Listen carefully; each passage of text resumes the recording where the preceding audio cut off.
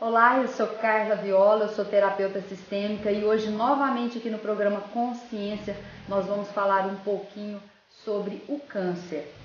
A Tânia, que ela é médica antroposófica, ninguém melhor do que ela para explicar um pouquinho, né, Tânia? Qual que é a diferença hoje do olhar da medicina tradicional e a medicina antroposófica em relação às doenças, em específico ao câncer? A medicina antroposófica ela vai considerar outras forças, que não apenas as forças físicas no mecanismo da doença. Então, na medicina antroposófica, nós vamos estudar o ser humano avaliando a sua energia vital, emocional e mental. E também consideramos muito as questões espirituais que estão ligadas ao propósito de vida daquele ser humano. Então, quando a gente vai falar no câncer, do ponto de vista da ciência material, da medicina alopática, o câncer ele surge porque um agrupamento de células começa a se proliferar, a se multiplicar, não respeitando a ordem, a organização, o todo daquele órgão e daquele organismo. Então, são células anômalas, disfuncionais.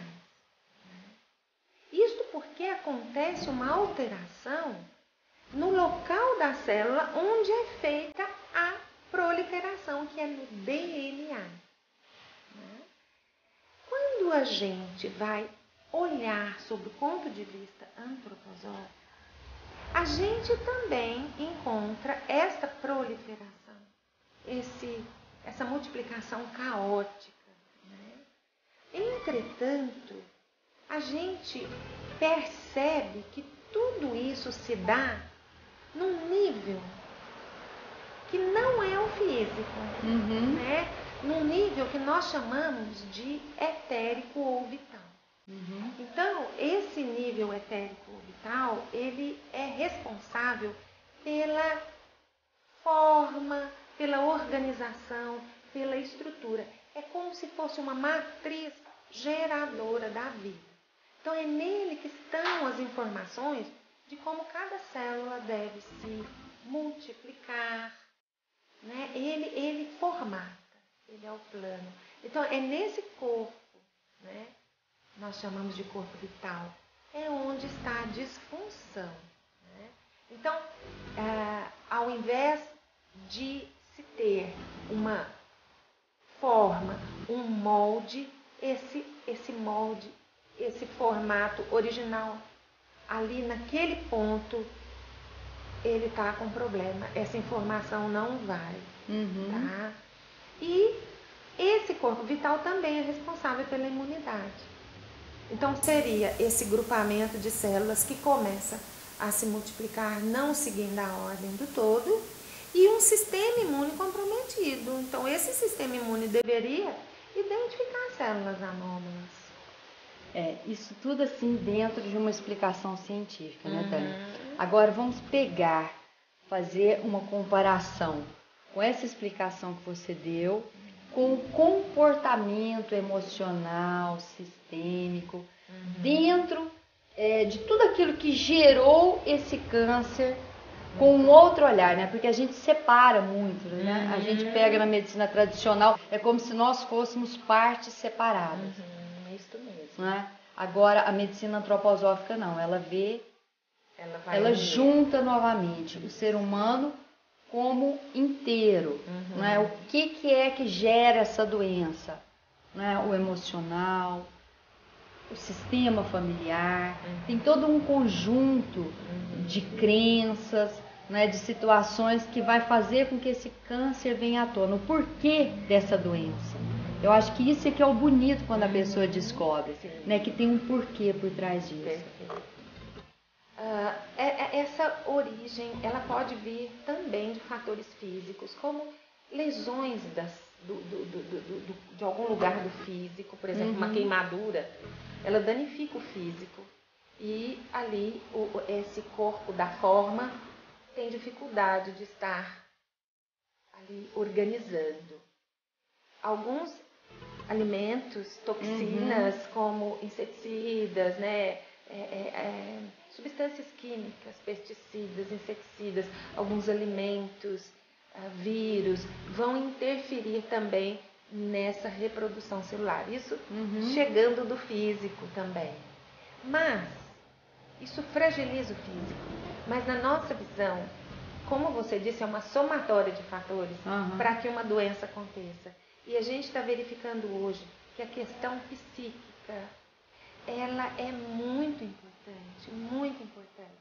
Então, como eu disse, o câncer, ele começa de uma disfunção do DNA e isso não é da noite para o dia.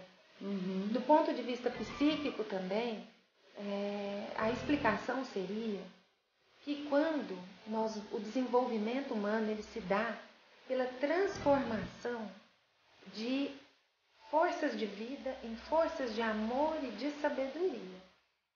É essa a tônica do desenvolvimento. O desenvolvimento assim mais importante, onde existe um conflito muito grande entre as forças desta consciência agora com as forças ancestrais, é principalmente nos primeiros anos de vida. Muito importante. Até os 21 anos isso processa. Mas nos primeiros 9 anos é muito importante. Né? O primeiro setênio. O segundo setênio, a pessoa vai adquirindo hábitos, crenças, porque vai sendo educado por aqueles ancestrais. E muitas coisas que deveriam ter sido transformadas vão sendo reforçadas. Vai repetindo a mesma história. Vai repetindo. Então, no momento, alguns traumas, algumas experiências difíceis que trouxeram dor lá na infância, elas não existe essa transformação dessa intensa vitalidade por forças de consciência, por percepção psíquica. E aquela ideia, aquela emoção, aquela informação, ela fica ali. Num corpo onde está tendo uma transformação.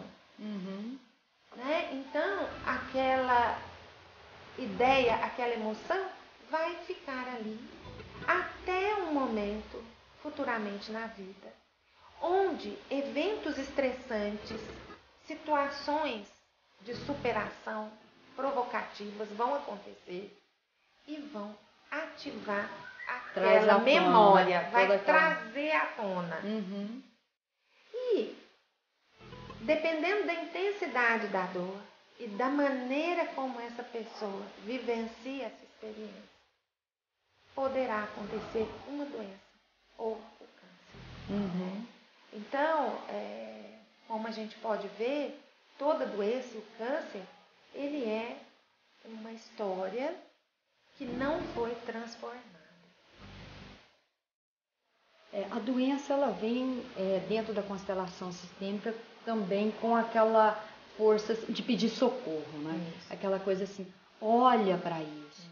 Né? Você não está olhando para essa dor que você carrega junto com o seu sistema familiar. Porque teve uma constelação que eu fiz ontem, eu achei muito interessante. O pai suicidou quando a pessoa tinha 3 anos, essa minha paciente.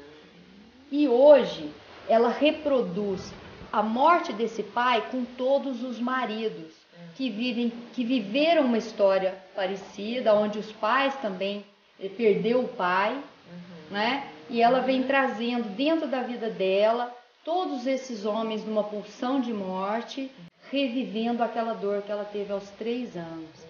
Né? E ela já passou por um câncer, ela já passou por histórias trágicas. Então, olha como vem essa memória. Isso é muito importante, porque a experiência traumática, ela gera uma conclusão sobre o outro, né? A vida. E a pessoa decide, a partir daquele momento, inconscientemente, agir com algumas defesas, algumas reações agressivas por medo, né? E essa maneira reacional, essa maneira de ver o outro, ver a vida, de sentir o outro, a vida e de agir, que nasceu da experiência de dor, é que alimenta as células. Então, o trabalho para qualquer doença, e o câncer, é uma mudança de comportamento e de visão de vida. Então, é isso que é importante. Também esse é o diferencial da medicina que visa só, que analisa só os agentes físicos como nutridores da doença ou causadores da doença, e uma medicina mais ampliada, integrativa, como as práticas como constelação, medicina antroposófica e dentre tantas outras. Meditação, né? O foco do médico, do terapeuta, tem que ser este, né? Então, por trás desse câncer tem uma história de dor. E esta história de dor está sendo ainda reproduzida no cotidiano da pessoa. Então, em vez dela já estar atuando conforme a nova proposta de vida dela, ela ainda vive atuando no passado, conforme experiências passadas. É exatamente isso. A diferença, a gente vem trazendo assim, eu venho fazendo entrevistas com pacientes que já passaram, né, pela Tânia, por mim, e é um trabalho integrativo, né, Tânia? Não adianta a pessoa ela olhar para a doença que ela está vivendo, ali no caso do câncer, só cuidando da parte física, né? Porque ela tem que olhar por um todo. O que gerou essa doença? O que está por trás dessa doença? Né? O que eu preciso aprender com essa doença? Eu falo, esse é o objetivo aqui da gente estar batendo esse papo. É para que você possa olhar para tudo isso que você está passando com uma outra consciência. Porque as pessoas, elas veem a doença como algo que veio para destruir. Isso, não e não é. É para se superar, né? Exatamente. É muito importante, viu? As pessoas perceberem que a doença é o inconsciente. Enquanto a doença está ativa, a pessoa, às vezes, muitas vezes, não percebe nada no psíquico. Embora a gente tenha percebido que as pessoas estão mais perceptivas, mas às vezes a pessoa fala, não, mas eu não tem nada por trás disso, porque eu não vejo. Não vê mesmo, muitas vezes. Então, a dor é muito grande, né? E fica bem... Tá ali. Ela houve uma opção até para acelerar o processo de desenvolvimento, de que aquela dor da alma tão sofrida fosse se eliminada e transformada por uma doença física. Também é uma maneira amorosa da pessoa superar, né? Com certeza. Mas com esse entendimento, né, deve-se procurar essas terapias, essas medicinas que visam olhar mais ampliado. Porque aí o que vai fazer? Vai fortalecer a pessoa, né? Ampará-la, para que ela possa, a alma dela possa se abrir e ela entrar em contato com essa questão tão difícil. Transformar essa dor em uma outra experiência. Né? Porque a dor, ela vem para isso. Não é? É uma sacudida que te dá ali, gente, vamos acordar. Né? Porque na realidade a doença vem para o corpo como o estágio final mesmo, né? Porque a alma já não está dando conta, não cabe mais naquele corpo. A alma não está dando Exatamente. Isso mesmo. É um pedido de socorro mesmo, é um alerta, é uma sacudida. Ou aprende, se não for no amor, vai na dor. Sim. Porque o cotidiano desta pessoa está difícil, ela não está feliz, ela não está bem, ela só não se apercebe muito disso, não olha muito para isso. Então a alma está em muito sofrimento mesmo. Porque a doença ela não pode ser vista só em um aspecto, né? A pessoa ela precisa olhar exatamente para aquilo que a vida está mostrando que exige mudança, né? E esse trabalho é um trabalho a longo prazo, né? As pessoas, principalmente quando estão nessa pulsão da morte, né? Porque a pessoa ela se vê naquele momento entre a vida e a morte, né? Ela para realmente ver ali assim, a morte está me chamando, né? Ou é a morte de antigos paradigmas, não, ou é a morte de coisas que não cabem mais na sua vida. Porque a gente vê a morte como se fosse um final de tudo, né? Na realidade, a morte, ela é o fim de um ciclo. Bom, gente, a gente vai encerrando esse bate-papo, mas terão outros, é só você ficar ligado aí no canal para que você possa aí conhecer experiências de pessoas que já passaram por momentos difíceis. Nós temos um trabalho também com uma equipe multidisciplinar fantástico. Se você quiser conhecer, o telefone está no seu vídeo, é só entrar em contato. E a dica é que você olhe para esse momento difícil, né? E busque ajuda, gente. Ninguém consegue mudar sozinho. Aliás, nós estamos nesse planeta, todo mundo junto é para isso, né?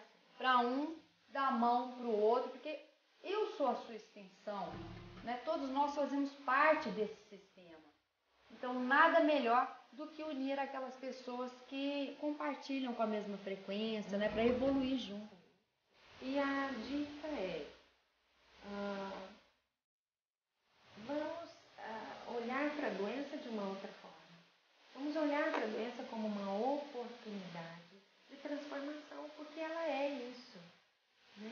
E hoje, cada vez mais, nós estamos tendo profissionais e ferramentas que conseguem mostrar que a doença é apenas um ciclo que está se encerrando para nascer um novo e uma transformação incrível na vida.